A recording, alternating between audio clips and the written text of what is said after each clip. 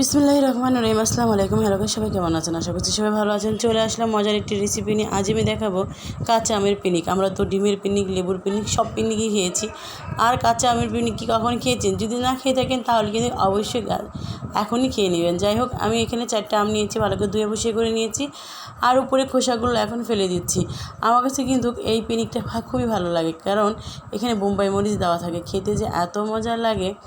যাই হোক, আমি আমের খোসাগুলো সব উপর থেকে ছেড়ে ফেলে দিয়েছি। এখন গ্রেটারের সাথে গ্রেট করে নিচ্ছি, একদম ছোটো ছোটো করে গ্রেট হয়ে যাবে। এই জন্যে বললাম যে কাঁচা আমের পিনিক। এখন আমি দিয়ে দিচ্ছি এখানে বোম্বাই মরিচ। এটা কিন্তু খুবই ঝাল একটি মরিচ। আমি এখানে দুটো অ্যাড করবো, আমি একটা জাস্ট আপনাদের দেখানোর জন্য দেখাচ্ছি। এখন দিয়ে দিচ্ছি আমি পরিমাণ মতো লবণ।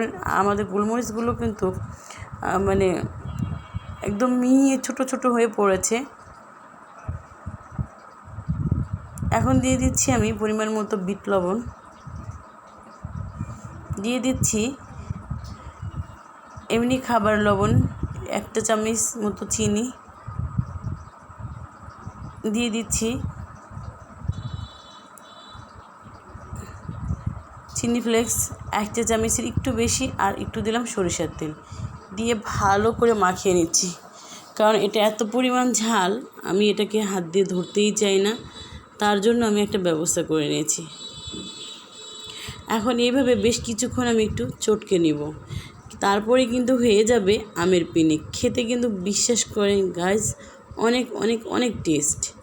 সাধারণ হাতের কাছে থাকা কিছু জিনিস দিয়ে কিন্তু এত সুন্দর একটা কাঁচা আমের পিনিক বানানো যায়। এটা কিন্তু নাক থেকে আমার জ্বলে যাচ্ছিল, কারণ বোম্বাই মরিচের অনেক ঝাল। আর অবশ্যই এটা দুপুরবেলা খাওয়ার চেষ্টা করবেন, কারণ ওই সময় একটু রোদ থাকে, এইরকম ঝাল ও মিষ্টি টক মিলে খেতে কিন্তু খুবই ভালো লাগে। যাই হোক, আমি বেশ কিছুক্ষণ হাত দিয়ে এটাকে মাখিয়ে নিচ্ছি, তাহলে একটু নরম হয়ে যাবে, আর লবণ মরিচগুলো আমের ভিতরে পৌঁছে যাবে। এখন তো অনেক আম নেমে গেছে, আমের অবশ্যই অনেক ভিডিও থাকবে। সবাই আশা করি সবাই ভালো থাকবেন, সুস্থ থাকবেন। ভালো লাগলে লাইক কমেন্ট শেয়ার করে পাশে থাকবেন। এখন আমি আমটাকে 2 ভাগে ভাগ করে সেই ভিতরে আমি দিয়ে দিচ্ছি আমের পিনিকগুলো।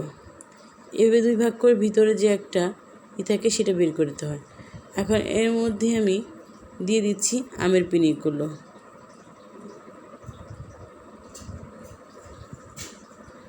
অবশ্যই কিন্তু সবাই লাইক কমেন্ট শেয়ার করবেন, ভালো থাকবেন, সুস্থ থাকবেন, আর সবার জন্য অনেক দোয়া এবং ভালোবাসা রইল। আল্লাহ পাক সবাইকে সুস্থ রাখুক, ভালো রাখুক। আসসালামু আলাইকুম।